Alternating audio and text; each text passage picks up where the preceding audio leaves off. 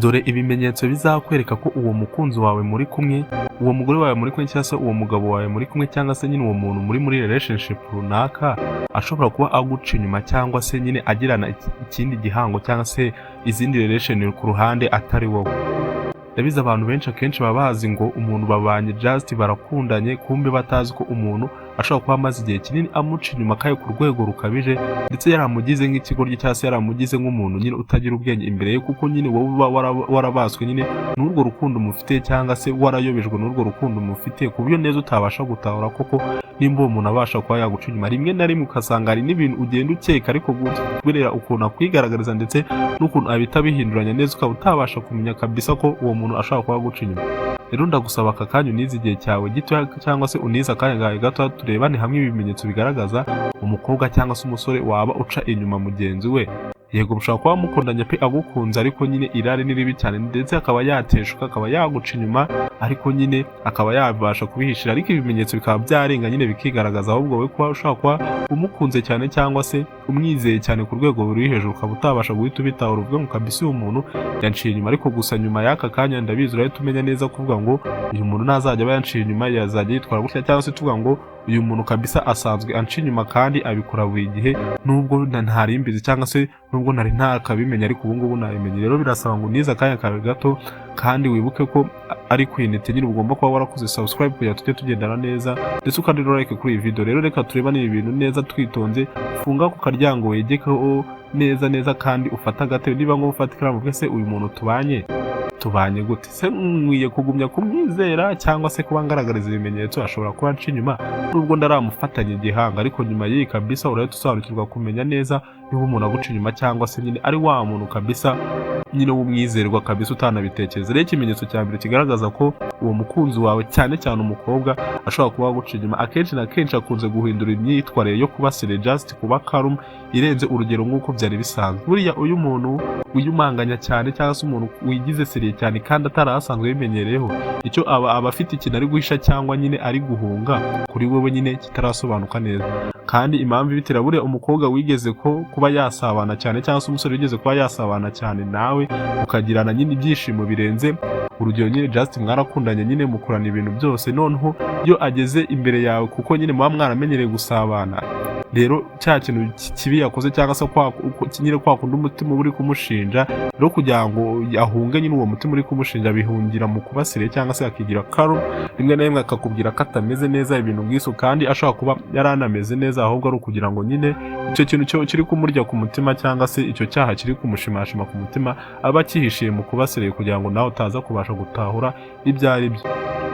Iki kimenyetso cya kabiri kigaragaza ko umukobwa ashobora kuba aguca inyuma cyangwa se uwo mukundanye, umugore wawe cyangwa se umugabo wawe ashobora kuba ari kuguca inyuma. Kenshi na kenshi akunda kwishimira cyane ibintu byoroheje wabonaga bisanzwe, cyangwa se bya bintu nyine musanzwe mumenyeranye ko nyine niyo mubigiranye aba ari ibintu bisanzwe, ariko ugasanga kuri iyo nshuro nyine yabiyagariye just ari kwitwara nk'aho ari ibintu bitangaje, ariko nyine ugahita nawe ubona ko nyine just ngo ni umutima mwiza, ni kwa kundi nyine wikundiye umuntu nyine ukunze gushimishwa n'utuntu duto. Buriya kwitoza kunezerwa n'ibintu bito bito akenshi na kenshi ni ibintu byiza cyane kandi ni ibintu by'ingenzi, biriya bituma nyine utaba stressed, rimwe na rimwe utaba depressed cyangwa se ngo ube wagira indwara nyine zitandukanye. Buriya kunezerwa n'ibintu birinda indwara cyane, ariko nanone bishobora kuba mu buryo bwo kwirengagiza umutima uri kugushinja icyaha runaka waba wakoze, just icyaha cyo kuba waciye inyuma umuntu nyine musanzwe munezerwa cyangwa se umuntu ushanje mwishimanye, none ukaba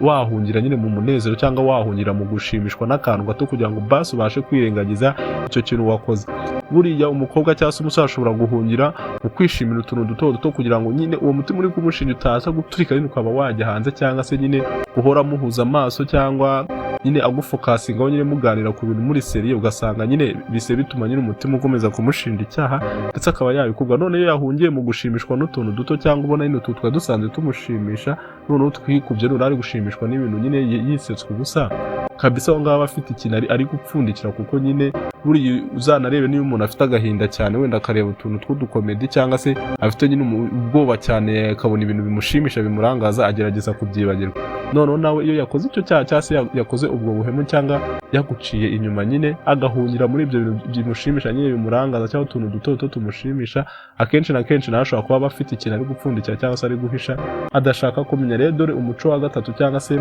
umwitwarire wa gatatu ugaragaza uwo mukobwa cyangwa se uwo musore cyangwa uwo mugore wawe cyangwa uwo mukunzi wawe wizeye ashobora kuba aguca inyuma ariko ukaba warahumwe amaso ndetse utabizi, kandi ari ibintu ashaka kuba yaragize ntakamenyero, ahubwo wowe uraho nyine uraho ureba nyine ariko gusa urukundo rwe rwaraguhumye kandi asanzwe abikora kandi nyine yaragufatiranye. Buriya umuntu ukunze guhindura icyo bita eye contact nyine ugasanga nyine ari ukuntu mwari musanzwe murebana just abantu bakundanye ari ukuntu barebana nyine ukabona ko nyine bimwe mwita akana ko mu jisho, ariko nyine n'ukuntu urebana n'umuntu ugahita ubona nyine uko ejo mwarebana ngasi ko bimeze, arimo aratinya kukureba mu maso y'ibintu nk'ibyo. Buriya amayeri y'abantu nyine bazi nyine ibijyanye na stoicism cyangwa bya bintu bijyanye no kumenya imitekerereze y'abantu, bakoresheje uburyo bwo kugenzura amarangamutima mu maso just by eye contact, nyine ku buryo nyine abantu iyo barebana hari ikintu bashaka kubwirana kuko bakunda abantu baba bakundanye, even mo n'abantu bamenyeranye cyane ari ukuntu urebana n'umuntu nyine just ugahita umera nk'umuhaye message runaka. Noneho umukobwa cyangwa se umusore waguciye inyuma usanga nyine iyo message yawe cyangwa se icyo kintu cyabahuzaga by eye contact ntabwo aba kigifite cyangwa se nyiri kubona byahindutse, ugasanga kenshi na kenshi nimba muri kuganira just yubitse umutwe ari kureba hasi kwa kundi mwavuganaga murebana cyangwa se nyine ubona mwishimiye nyine ashamadukiye kukureba. Hari abakobwa cyangwa se abantu baba bazi kurenzaho ku buryo yaba yabikoze ariko nyine just akaza akaba yabasha kubipfundikira neza mukagumya mukarebana kuko mwarebana, ariko niyo byaba bimeze gute avuye kubikora cyangwa se nyine amaze akanya gato abikoze wenda bitamaze iminsi mugahura, niyo yaba atagira urukundo cyangwa se niyo yaba atagira amarangamutima kuvuga ngo agiye kukureba nk'uko mwe musanzwe murebana cyangwa se guhuza amaso nk'ibintu bisanzwe kabisa byamugora, byamusaba izindi mbaraga. Ndakeka nta muntu wapfa kubishobora, cyane cyane umukobwa. Umuntu waguciye inyuma kugira ngo ahite avuga ngo kabisa murahuye se yiyadaptanye yitwaye nk'umuntu wari usanzwe by eye contact cyangwa se uburyo murebana biba bigoye cyane, usanga ari kwirebeshwa hirya yirebeshwa hino, rimwe na rimwe ugasanga murinze murangiza no kuvugana atakurebye mu maso kandi wari usanzwe wenyine ko ari wa muntu just niyo waba uri guseka ahora agutumbeye nyine akureba mu maso.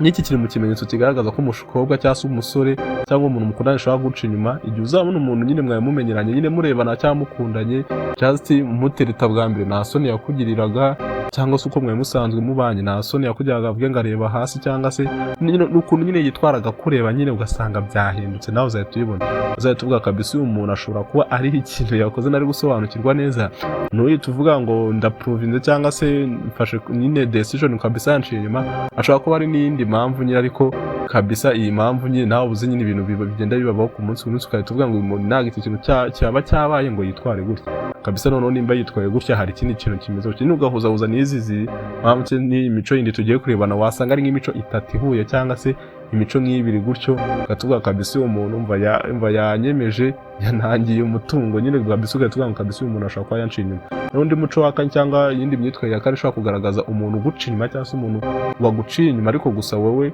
udakunze kubona bitewe n'uko nyine urukundo rwe rwagumye cyangwa se nyine yagushyize muri relationship iguhuma ku buryo utabasha kumenya ibyo agukorera. Just uwo muntu akunda kuganira ku bintu biri open relationship cyangwa se freedom,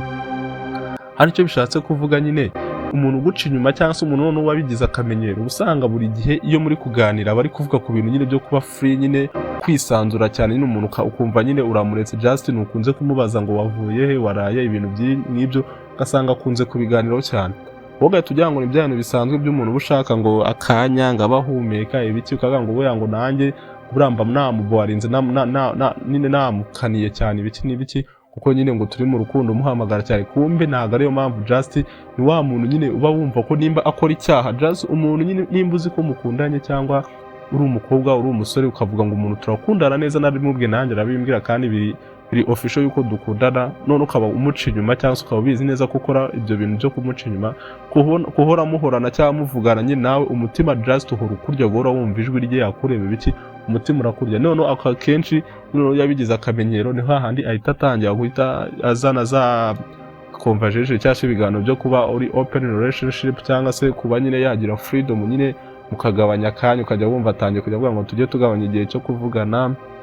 tuvugane mvuye mu kazi ibiki, ntukamamagarize isaha ikigomba mfite ibintu byo kanyine ugasanga nyine ari gushaka just freedom cyangwa se kuba mugabanyije igihe mwavuganaga bitewe nuko nyine buri kumuvugishije just uhita wubura cyangwa se uhita umwibutsa ko yakoze iryo kosa none rimwe na rimwe yaba agiye no kubikora wamuvugisha bikaba byatuma atabikora kandi aba abishaka nyine. Menya rero umuntu uguca inyuma imico yose agaragaza wa muntu uba wumva nyine igihe cyose yaguhaga nyine yakigabanya cyangwa se nyine ukuntu yakwitagaho ukuntu mwavuganaga ukuntu mwarebanaga byose byagabanuka ukamenya ko uwo muntu kabisa harimo ikintu ari gushaka gupfundikira cyangwa se hari icyo umutima uri kumushinja nyine guhora ahuza amaso nawe guhavugana nawe biri kumugora mu mutima kubyakira. Rero ikindi kintu cya gatatu cyangwa se umuco wa gatanu ushobora kugaragaza umukobwa cyangwa se umusore umugore wawe cyangwa umugabo wawe ushobora kuba guca inyuma ariko ukabaye warahumwe n'urwo rukundo utwo tugambo twiza ndetse n'utwo dukorwa twiza akugaragariza ariko guhera aka kanya ugiye guhita umenya buriya umuntu uguca inyuma akunze kurushaho kukuvuga neza muri sosiyete cyangwa se mu ruhame mu gihe muri mu bantu.